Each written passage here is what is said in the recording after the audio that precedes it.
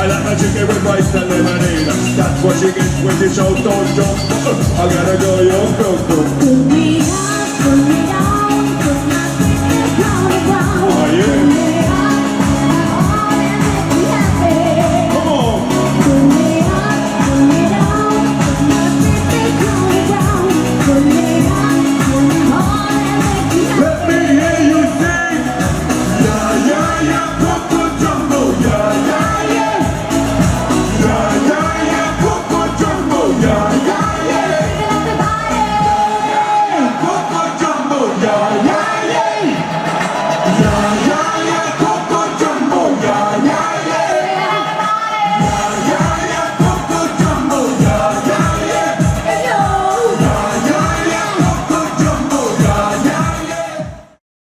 Herzlich willkommen zu Trenergy TV, immer noch in der Commerzbank-Arena bei der 90er-Party und an meiner Seite ist der Sänger, der Mann hinter dem Projekt Mr. President. Schön, dass du hier bist. Thanks, Lazy, for taking some time. Yeah, no problem, man. Whatever you want. Lazy, that was an amazing performance. I think that you had the best response from the fans from all the groups. How does that make you feel? Really? I mean, that's the first time I'm hearing that, so I wouldn't know. I never watch my colleagues their performances because I like to keep mine as pure as possible. And yeah, that you say that is new to me. I always think everybody else is better than me. No, but you guys, I mean, you did notice that. I mean, you came over very well. The response was great from the crowd. Well, like I say, to tell you the truth, every show is a new show for me. It's always brand new. It's always a brand new public. So we always try to give them the best we can. Right. Was this your first performance in Frankfurt? No, in Frankfurt. You've been here quite a few times in Frankfurt, but this is my first performance in the Commerzbank-Arena. Yeah, that's good for my bank manager because I'm with the Commerzbank. Keine Schleichwerbung, aber. But do you remember where else you played in Frankfurt? Was it in little clubs or? I think we did a lot of open air in Frankfurt. I never remember because for us it was just get out, do the job, get back in the car and go somewhere else and do the same again. So we never really kind of knew where we were. I mean, I can remember like Danny going up on the stage one day and shouting, "Hello, Hamburg!" I said, "Danny, we're in München." that didn't come over very well. So we never know where we are. So, Lazy, you guys are performing all over the world still. Do you always more or less play the same songs, or does it mix up from place to place? I mean, is there a new kind of a track list, or do you more or less play the same routine? No, I changed the track list because some things come better than other things. It's only this year that I've kind of stuck with the same track list, but usually I change the track list. Like I say, I always put the new things kind of at the top, right? And I try and keep the Mr. President stuff together. Right, so because I have new stuff as well, which, you know, sometimes you've got to kind of get the people ready for it, and sometimes you just don't need to. People are hot anyway, so just do it. Do you ever play an obscure song from an album, or is it pretty much just the songs that everyone knows? It's pretty much the hits, because if I'm going to do something new, then it doesn't make sense to do an obscure song that nobody can buy anyway. So I kind of fill that out with something new, and I try to do at least something new a year, right? So this is the first time that I've kind of got one hit that I kind of really like, and that's Tonight. It works, the people like it, and I just said, okay, stick it in there until you get something new. Up and Away was the first hit of Mr. President. Coco Jumbo was the biggest hit. What do you prefer? Actually, I love I Give You My Heart. Right? Nobody ever talks about that, but that gets the second biggest response ever. You know, because people actually they sing, they know the lyrics, and they sing. And even if I, you know, explain, you know, I break it down to them and I explain it, they're always on the next line before I even finish. So they know it and they love it.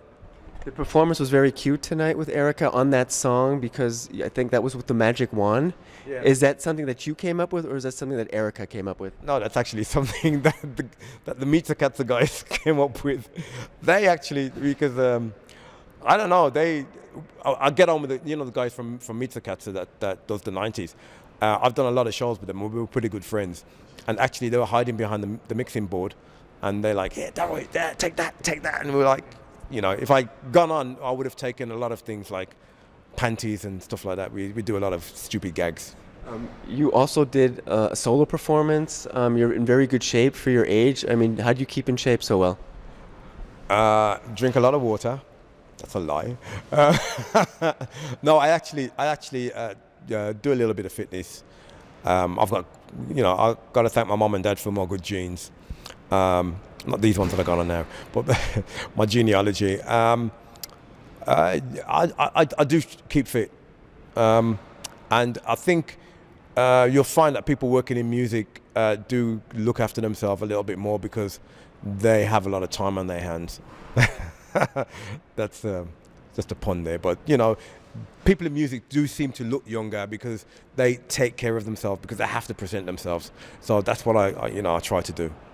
You worked with many singers in your career for Mr. President. Now you're working with Erica Kovacs. How much of a joy is it working with her?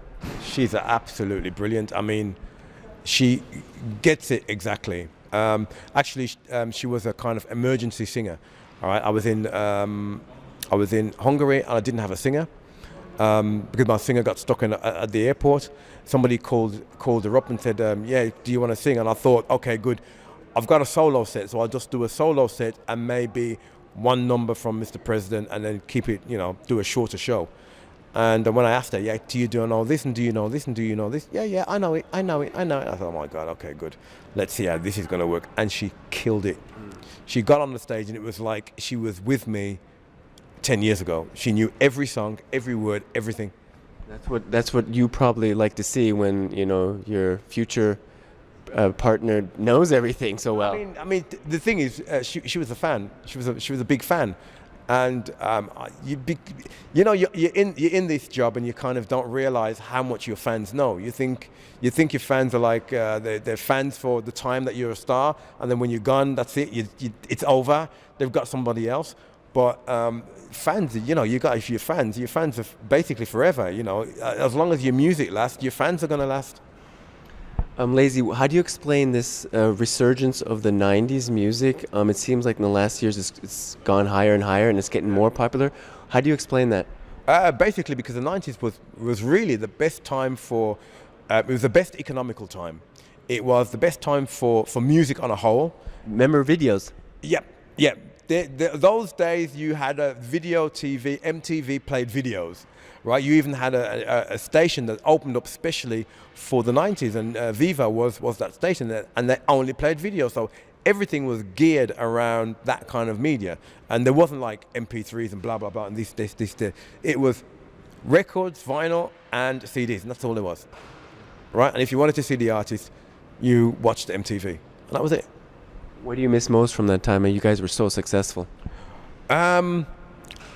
Tell you the truth, I don't really miss anything because I'm the kind of guy that kind of likes to move on.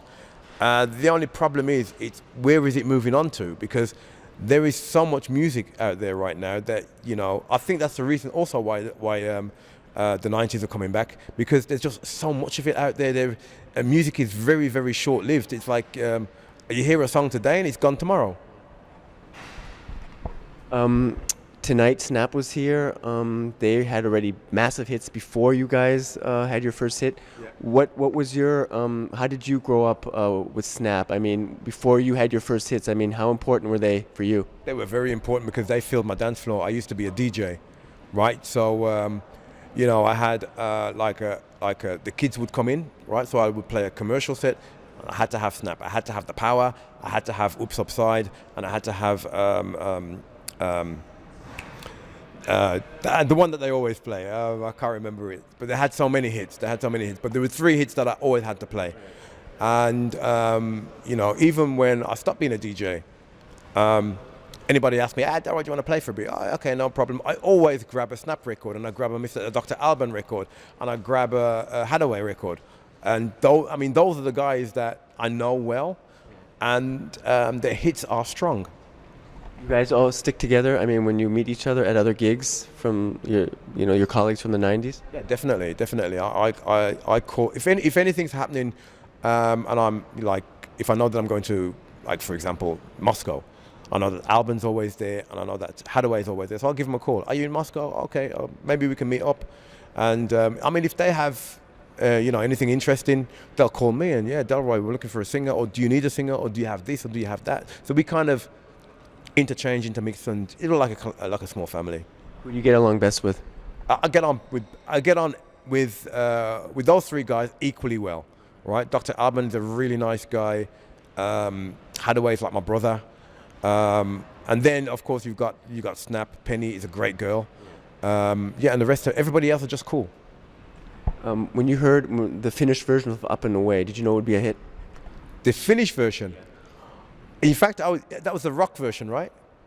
Well, I mean, what we know, the dance floor version. I mean, there was a kind of hard rock version. And when I heard it, I thought, could they really do this? And it was brilliant. I thought it was great. I thought it was out of this world. Why did you guys, from the first album was Dance Floor and the second album was in Coco Jumbo, and it was different kind of music. Why did you guys do that? Basically, the producer wanted to do more pop, right? And our last record from the Up and Away album was a pop track. It was Gonna Get Along Without You Now, and we wanted to kind of make something more on those lines, proper songs. And I mean, we just wrote just loads of songs. We didn't know what was going to stick, so we just kept on writing. And when the first song came along, it was Coco Jumbo. They told, yeah, we've got to do Coco Jumbo. I hated it. I said, yeah, guys, where are you going with that shit? Coco Jumbo. I wanted to do cool stuff. I was saying, that Coco Jumbo, that's not cool. And it was after a while that it started to grow, and that what we thought we were going to, what we wanted to do actually happened. So, we had fun. Yeah, I remember listening to it. I heard it a lot in the States. I mean, it was a big hit in the States. Why do you think that song is so loved still now? I think at the time, number one, it was because everybody was on the hardcore dance tip. It was kind of a techno beat, Euro dance.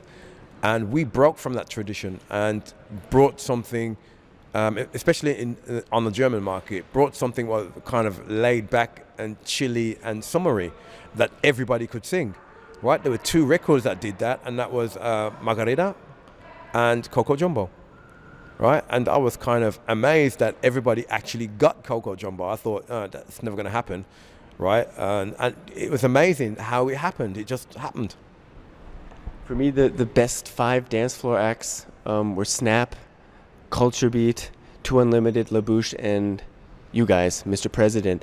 Why do you think are you guys timeless? Why were you so successful? Because you guys really stuck around for a long time. Yeah, well, I think we gave something to the world that was timeless. Each band that you mentioned had at least one song that you hear in every club, pub, garden party.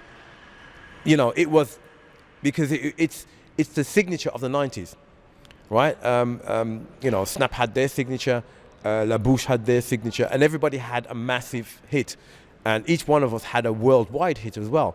And that's why if it's not happening over there, it's happening over there. So we were always on the move. We were never non-stop. We always kept moving.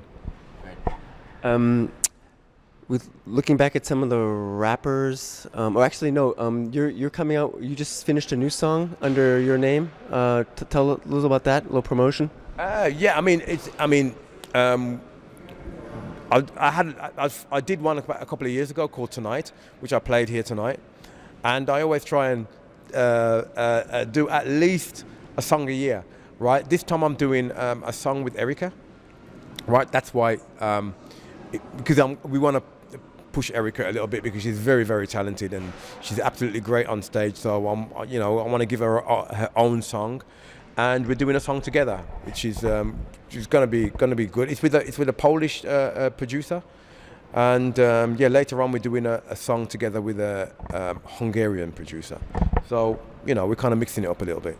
We're almost at the end, Lazy. When I was researching for this interview, I had to check YouTube, and a certain show, Harold Schmidt from 1998. Oh yeah. That famous performance with you and your two ex-singers. Oh yeah. Okay. What do you remember most from that? And maybe talk a little about it for those that don't remember it. Oh, that was when the girls did their Playboy thing. Tell you the truth, that was for me a little bit obscure. I mean, we're musicians, and management got a little bit too involved and too enthusiastic about the fame that we had, and wanted to exploit it in different directions. And it was great that they did the Playboy shoot, but the interview that followed, that didn't need to be, because we stick to the music. That's what we do. We don't take our clothes off, and that was the point where I kind of went, okay, management, a little bit over the top. The girls didn't sell themselves very well because the talk show hosts like Harold Schmidt, you don't go, it's his show. You don't go over the top and try to make him look small. It doesn't work. It's not polite and not very clever. And although they kind of got out of it at the end, I went not really that happy with it. Was it a pretty insane situation with the groupies back then? Well, basically, actually, we worked so hard that we didn't. Groupies for us was like I never knew anything about groupies. We were non-stop on the road. There was no time for anything in between. I was solo for a long time. In fact, when I started Mr. President, I was married, so I didn't play around because I had my family. I just couldn't wait to get back to them, right? And because I wasn't messing around like the other guys, everybody thought I was gay, right? And that for me was like, yeah, okay, if they think I'm gay, then that's cool. I won't say nothing about it because don't rock the boat. You're getting out of this scot-free. It was only after Bravo wrote something, thought that I was gay and wrote about it in the Bravo, that I thought, oh shit, maybe I should do something, right? But yeah. Two more questions. Who would win a rap contest? You, Turbo B, or BG the Prince of Rap? Well, I'm out of it because I'm not a natural rapper. I like to write, right? But it's between BG and Turbo, and because I know Turbo's skills, I think Turbo would be the man. I think Turbo would put BG under the table. But like I said, I haven't heard BG for a long time. Your accent, you're from the States, right? No, I'm British. You're British, okay. So they don't celebrate any 4th of July there. We don't do. Well, I wouldn't do it even if I was American because it's commercial. No, it's not. I don't. There's certain things that I keep away from. I keep away from Christmas, Easter, and all those satanic fests. But I don't want to get into that. Lazy, thank you so much for talking to us. Yeah, it took me 21 years to finally see you live. I never saw you live before. Really? And it was a great show. Okay, thank you. Thanks so much. Thank you. I'm glad you got the best of me. Thanks very much.